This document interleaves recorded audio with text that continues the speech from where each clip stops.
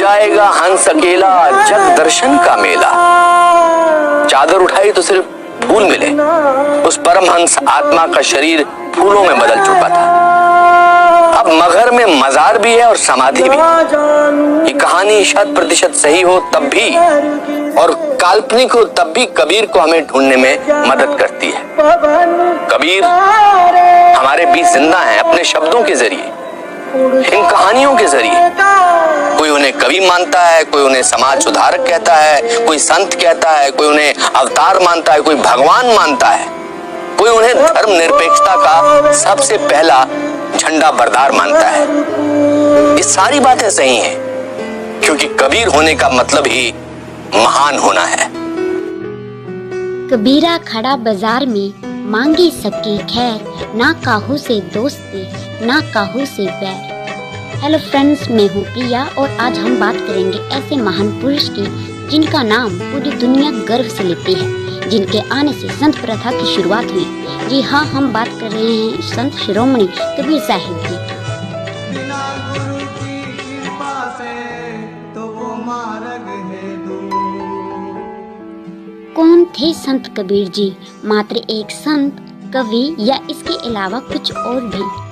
हम उनके जीवन से जुड़ी ऐसी बातों की जानकारी आप तक लेकर आए हैं जो शायद आपने कभी नहीं सुनी होगी। कबीर जी को कुछ लोग मात्र एक संत मानते हैं, कुछ समाज सुधारक मानते हैं और कुछ लोग कबीर जी को भगवान मानते हैं। कुछ उन्हें दास मानते हैं तो कुछ उन्हें स्वामी। चलिए कबीर साहिब जी के जीवन से जुड़ी रहस्यमय बातों पर आज चर्चा करते हैं। कबीर साहिब जी विक्रमी संवत 1455 को सुबह के समय काशी शहर में लहतारा तालाब के अंदर एक कमल के फूल पर प्रकट हुए थे और वहां से उन्हें निसंतान दंपति नीरू नीमा उठाकर घर ले आए थे और उनकी परवरिश अपनी संतान के रूप में करने लगे। आपको यह भी बता दें कि नीरू नीमा जी के पास पहले कोई भी संतान नहीं थी। उनको कबीर जी ही बालक के रूप में एक कमल के फूल पर मिले थे। कबीर जी के जीवन को लेकर भिन्न भिन्न मान्यताएं हैं। प्रचलित लोक मान्यताओं के मुताबिक कबीर को एक विधवा ब्राह्मणी ने जन्म दिया था। वो नवजात शिशु को लहरतारा तालाब के पास छोड़ गई। नीरू और नीमा नाम के मुसलमान जुलाहा दंपत्ति उस बालक को अपने घर उठा लाए और उन्होंने ही कबीर को पाला पोसा। कुछ कहते हैं कि वो विधवा ब्राह्मण की कोख से पैदा हुए और वो फेंक गई और उन्होंने उठा लिया। जो इंसान ने, शायद मेरा जहाँ तक ख्याल ये कहा कि वो विधवा ब्राह्मण की कोख से पैदा हुआ, तो उनको ये तो मालूम था कि विधवा ब्राह्मण की कोख से हुआ, तो उनको ये मालूम था कि वो विधवा ब्राह्मणी कौन थी। ये भी तो बता सकते थे लिखने वाले ने। लिखा लिखी में जो बात बनती है उसमें कहीं न कहीं गड़बड़ हो सकती है। कबीर पंथ की एक दूसरी धारा के मुताबिक कबीर लहरतारा तालाब में एक कमल के फूल पर बाल रूप में प्रकट हुए थे। वो अविगत अवतारी हैं। कबीर साहब इस लहरतारा तालाब में कमल पुष्प पर बाल स्वरूप में नीरू और नीमा को प्राप्त हुए थे। इसके लिए गरीब साहब की एक वाणी आती है इसके संबंध में। गगन मंडल से उतरे सतगुरु सत्य कबीर, जलज माहि पौड़न के सब पीरन के। इस विषय की सही जानकारी प्राप्त करने के लिए हमने कबीर साहिब जी की वाणियों से कुछ पड़ताल की, तो जो सामने निकल कर आया उसे सुनकर आप चौंक जाएंगे। कबीर जी ने अपनी वाणी में कहा है कि अवधु अविगत से चले आए, मेरा कोई भेद मरम नहीं पाए, ना मेरा जन्म न गर्भ बसेरा, बालक होए दिखलाए, काशी नगर जल कमल पर डेरा, ताहाँ जुलाहे को पाए, मात पिता मेरे कोई नाही, ना मेरे गृहदासी, जुल्हा का सुत आन कहाया, जगत करे मेरे हासी। कबीर जी ने अपनी वाणी में स्वयं कहा है, ना मेरा जन्म हुआ है, ना मेरे कोई माता पिता हैं और ना ही मेरी कोई दासी अर्थात पत्नी है। मुझे तो सरोवर में कमल के फूल पर जुलाहा दंपति ने पाया है, जिस कारण से दुनिया मुझ पर हंसती है। माना जाता है कि कबीर साहिब जब बालक रूप में थे तो उनकी परवरिश कुंवारी गायों के दूध से हुई थी। वैसे देखा जाए तो ऋग्वेद मंडल 9 सूक्त 1 मंत्र 9 में इस बात का प्रमाण मिलता है कि परमात्मा जब इस धरती पर आता है तो वह कुंवारी गायों का दूध पीता है। एक बार कबीर जी का नामकरण करने के लिए काजी आए। काजी धार्मिक पुस्तक कुरान के आधार पर नामकरण करने लगे और काजी ने जब कुरान खोली तो उस पुस्तक के सर्व अक्षर कबीर कबीर कबीर हो गए। उस समय कबीर जी ने स्वयं बोलकर कहा कि मेरा नाम इस कलयुग में कबीर ही प्रचलित होगा। जब कुछ दिनों का बच्चा बोल उठा तो काजी डर के मारे पुस्तक वहीं छोड़कर भाग गए। 5 वर्ष की आयु में कबीर जी 104 वर्षीय स्वामी रामानंद जी के शिष्य बने और मान्यता अनुसार कबीर साहिब जी ने स्वयं स्वामी रामानंद जी को अमरलोक का मार्ग बताया तथा अमरलोक के दर्शन भी करवाए।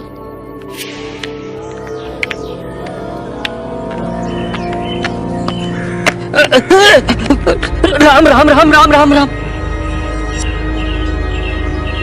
कौन कौन? राम राम। कबीर कबीर कबीर कबीर,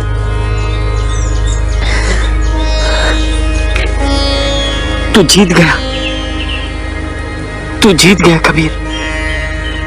तूने मुझे अहं, अभिमान, अन्याय तथा पाप के बंधनों से मुक्त कर दिया। मैं तो अंधा हो गया था। कबीर साहिब कर्मकांड के घोर विरोधी थे। अवतारवाद, मूर्ति पूजा, रोजा, ईद, मस्जिद, मंदिर आदि को वे नहीं मानते थे।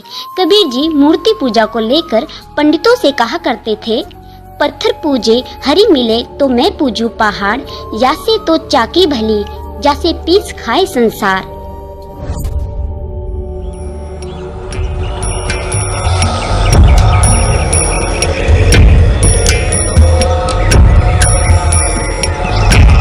ओम घृणी सूर्याय नमः।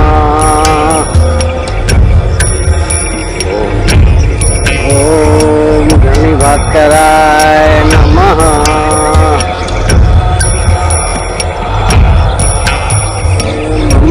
पंडित जी, ऐसे नहाए कि का लाभ, जो मन का मैल ही न जाए। क्यों तो मछली जल में सदा ही पड़ी रहती है, पर धोने से का बास चली जाती है। अरे जुलाहे, तुझे क्या पता शुद्ध होना और दूरी रहना, कहीं तुम्हारी परछाई पड़ गई तो हमें दोबारा नहाना पड़ेगा।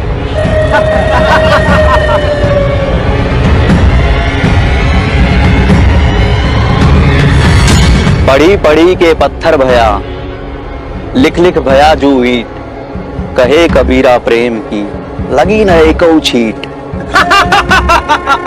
पोथी पढ़ पढ़ जग मुआ, पंडित भया ना कोई, ढाई आखर प्रेम का पढ़े सो पंडित होए।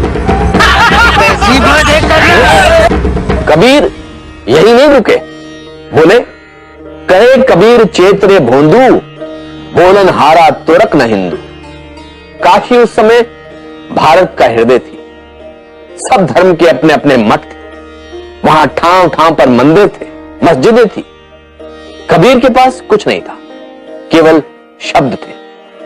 और जब शब्द ऐसे हो, बोलन हारा तुरक न हिंदू, यानी ऊपर वाला न हिंदू है न मुसलमान। पत्थर पूजे हरि मिले तो मैं पूजू पहाड़, बाटो ये चक्की भली पीस खाए संसार। या कंकड़ पत्थर जोड़ी के मस्जिद लई बनाए, ताचड़ी मुल्ला बांग दे बहरा हुआ खुदाए। कुछ लोगों की मान्यता अनुसार कबीर जी की पत्नी लोई थी और उनके एक पुत्र कमाल और पुत्री कमाली थी। लेकिन कबीर साहिब जी की वाणी अनुसार उनकी कोई पत्नी नहीं थी। कबीर साहिब जी कहते हैं, मात पिता मेरे कुछ नाही, ना मेरे घर दासी, जुल्हा का सुत आन कहाया, ये जगत करे मेरी हासी। संसारिक दृष्टि में कबीर जी पढ़े लिखे नहीं थे। उन्होंने स्वयं भी कहा है, मसी कागज छुओ नहीं, कलम गई नहीं हाथ। लेकिन कबीर जी का ज्ञान वेदों शास्त्रों से भी आगे का था।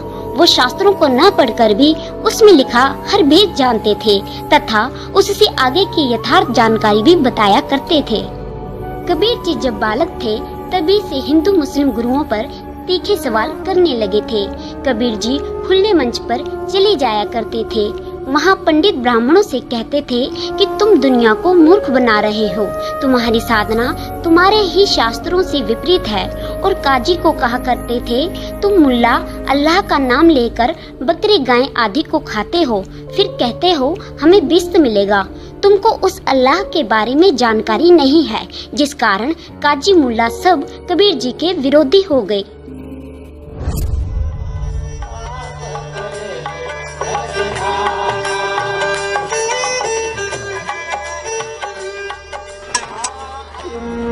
सुने हैं तुम मुसलमानों के खिलाफ लोगों को भड़का रहे हो। ये हमको भड़का नहीं रहे हैं, समझा रहे हैं। नहीं भाई, ये जुलाहा कहा था, दिन भर रोजा राहत है, रात हनत है गाय। ये तो खून व बंदगी, कैसे खुशी खुदाई। ये का हिंदू वाली बात ना हुई। तो तुमने यही कहा था। तो क्या बेकसूर जानवर का हिफाजत करना आदमी को हिंदू बना देता है? बाकी हिंदू तो गाय नहीं खाते। ना खाएं तो तू वैष्णव है? नहीं। तो फिर क्या है तू? तो तू अल्लाह को भी नहीं मानता है? नहीं। फिर सुना तुम सबने, ये ना अपने को हिंदू कहता है ना बौद्ध, पर मुसलमान की बुराई करता है। काजी के पास चलो। मजाल तो देखिए भाई, ये सब काफिर हैं।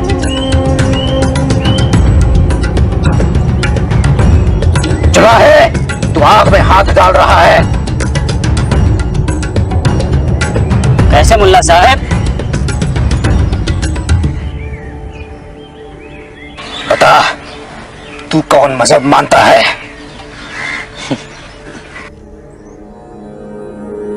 तुम भूले हुए हो। अगर भगवान ने तुम्हें अलग अलग सचमुच बनाया होता, हिंदू और मुसलमान को जन्म से अलग किया होता, तो मैं झूठा। बताओ, दुई जगदीश कहां ते आए, कहू कोने भरमाया। अल्लाह राम करीम केशव हरि, हजरत नाम धराया। कहना एक कनकते गहना, तामे भाव न दूजा। कहन सुनन को दुई कर घाते, एक निवाज एक पूजा। वही महादेव वही मोहम्मद, ब्रह्मा आदम कहिए। कोई हिंदू कोई तुरक कहावे, एक जमी पर रहिए। वेद किताब पढ़े व कुतबा, वे मौलाना वे पाड़े। बिगत बिगत के नाम धरायो, एक माटी के भांडे। कह कबीर त दोनों भूले, रामहू किनहू ना पाया। वे खसिया वे गाय कटावे, वादे जन्म गवाया। उसकी जानकारी किसी बाखबर से पूछो, वो बाखबर मैं हूँ। और हिंदुओं को कहते थे कि तुम जो साधना मूर्ति पूजा कर्म कांड करते हो, कहीं गीता जी में लिखा है? सब मौन धार लेते, परंतु सत्य स्वीकार नहीं करते। लोक लाज के कारण वो कबीर जी की बातों को झूठा साबित करने की कोशिश करते रहते। ऐसी व्यंग भरी वाणियों को सुनकर कबीर जी बाल्य अवस्था से ही हिंदू और मुसलमान धार्मिक गुरुओं की आंखों की किरकिरी बनने लगे और दुनिया वालों से कहते, ये कबीर झूठ बोल रहा है, कहीं नहीं लिखा हमारी साधना गलत है, ये झूठा और कपटी है। कबीर साहिब कहते थे, मैं झूठ नहीं बोल रहा, ये बात तुम्हारे कुरान के इस पृष्ठ पर लिखी है कि परमात्मा तो कोई और है। कबीर आज जीवित होते सौभाग्य से या संभवतः दुर्भाग्य से, तो अनेक जेलों में सड़ रहे होते, क्योंकि कबीर ने जिस तरह के सवाल उठाए, जिस तरह की गहरी चोट की, वो चोट आज तो किसी भी 10-12 लोगों की भावनाएं आहत हो जाती हैं और पुलिस कार्रवाई शुरू हो जाती है। एक बार मुसलमानों ने कबीर जी से दुखी होकर सभी मुसलमानों को इकट्ठा करके दिल्ली के बादशाह सिकंदर के पास चले गए और कहा कि ये कबीर काफिर है, हम मुसलमानों की बेइज्जती करता है, दिल्ली के राजा को भड़काया गया। राजा ने कबीर जी को राज दरबार में लाने का आदेश दिया। कबीर साहिब को सिकंदर राजा के पास लाया गया। सिकंदर राजा ने एक गाय के तलवार से 2 टुकड़े करवाए तथा कहा कि अगर तुम परमात्मा हो तो इस मृतक गाय को जीवित कर दो। उसी समय कबीर साहिब जी के हाथ स्पर्श करते ही वह गाय जीवित हो गई तथा दूध की बाल्टी भर दी और कहा कि गाय अपनी अम्मा है, इस पर छुरी न बा, गरीब दास घी दूध को सभी आत्म खाए। फिर प्रश्न यह उठता है कि अगर पत्नी नहीं थी तो पुत्र पुत्री कौन थे? कबीर पंथियों की मान्यताओं के अनुसार एक बार दिल्ली के राजा सिकंदर को जलन का भयंकर रोग हो गया। उसने सारे टूने टोटके करे, वेद को भी दिखाया, लेकिन कहीं से भी तिनके का आराम नहीं आया। तब काशी नरेश वीरदेव सिंह बघेल ने कहा कि आपका रोग निवारण कबीर साहिब के अतिरिक्त कोई भी नहीं कर सकता। सभी जगह से निराश राजा सिकंदर अंत में कबीर साहिब के पास उनकी कुटिया में रोग निवारण हेतु पहुँचे। कबीर जी वहाँ नहीं थे। कबीर साहिब के गुरु रामानंद जी उस कुटिया में बैठे थे। रामानंद जी ने राजा सिकंदर के मुसलमान होने के कारण उनके प्रति बहुत घृणा व्यक्त की, जिससे आहत होकर राजा सिकंदर ने रामानंद की गला काटकर हत्या कर दी। बाद में पश्चाताप करते हुए दोनों नरेश वहां से जाने लगे तो उन्हें कबीर साहिब रास्ते में मिले। दोनों नरेशों ने कबीर साहिब को दंडवत प्रणाम किया। कबीर साहिब के आशीर्वाद देने मात्र से सिकंदर लोदी के जलन का रोग तत्क्षण समाप्त हो गया। कबीर साहिब ने उनके आने का कारण पूछा। तब उन्होंने सभी वृत्तांत बताया तथा क्षमा याचना की। कबीर साहिब ने क्रोधित न होकर उनको मुस्कुराते हुए जवाब दिया कि कोई बात नहीं, यह तो पूर्वला संयोग था, होनी हुई सो हुई, चलो मेरे साथ। दोनों नरेश कबीर साहिब के पीछे पीछे वापस कुटिया में पहुँचे। कबीर साहिब जी ने रामानंद जी को भी जीवित कर दिया तथा कहा कि जाति तो इंसानों ने बनाई है, राम अल्लाह ईश्वर तो एक ही है संत जी। इन बातों को सुनकर रामानंद जी शर्मिंदा हुए तथा आगे से ऐसा न करने की प्रतिज्ञा की। इस करिश्मे को देखकर राजा सिकंदर लोदी उन्हें अपने साथ दिल्ली में ले गया और सभी से कहा कि ये कबीर बाखबर है, अल्लाह की जात है। इन्होंने मेरा जलन का भयंकर रोग ठीक किया और मेरे सामने रामानंद को जीवित किया। इन बातों को सुनकर सिकंदर लोदी के धार्मिक गुरु शेख तकी को ईर्ष्या होने लगी। शेख तकी ने मुसलमानों को भड़काकर कबीर जी को 52 बार अलग अलग तरीके से कष्ट दिए, मगर इस सब के बावजूद कबीर साहिब का कुछ नहीं बिगाड़ पाए। कबीर साहिब द्वारा किए विभिन्न चमत्कारों को देखकर 64 लाख कबीर जी के शिष्य हुए थे। उस समय कबीर हर एक बात डंके की चोट पर कहा करते थे, जिस कारण हिंदू और मुस्लिम धार्मिक गुरु कबीर जी से ईर्ष्या रखते थे। वो सोचते थे अगर सभी कबीर के पास चले गए तो हमको दान कैसे मिलेगा। इसी कारण लोक लाज में उन धार्मिक गुरुओं का मकसद कबीर जी को खत्म करना था और कबीर जी को जनता के सामने हराना था। लेकिन कबीर खुद एक महान पुरुष थे, ना तो कोई भी उनको मारने में सफल हुआ, ना ही जनता के सामने हराने में। जब भी कबीर जी को हराने या मारने का प्रयास किया जाता तो कबीर कुछ न कुछ ऐसा कर दिखाते थे जिससे लोगों में उनके प्रति आस्था बनती थी, जिसके कारण 64 लाख लोग उनके शिष्य बन चुके थे। कबीर जी की दृढ़ मान्यता थी कि सद्भक्ति करने से ही जीव की गति होती है, किसी स्थान विशेष के कारण नहीं। अपनी इस मान्यता को सिद्ध करने के लिए अंत समय में वह मगहर चले गए, क्योंकि लोगों की मान्यता थी कि काशी में मरने पर स्वर्ग और मगहर में मरने पर नरक मिलता है।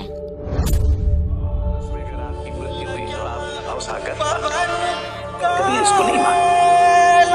कबीर कहते हैं कि मैं मगहर जाके मरूं, क्योंकि अगर मेरे क्रियाकर्म ऐसे हैं कि मुझे मुक्ति नहीं मिल सकती तो सिर्फ गंगा में नहाने से कैसे मिल जाएगी।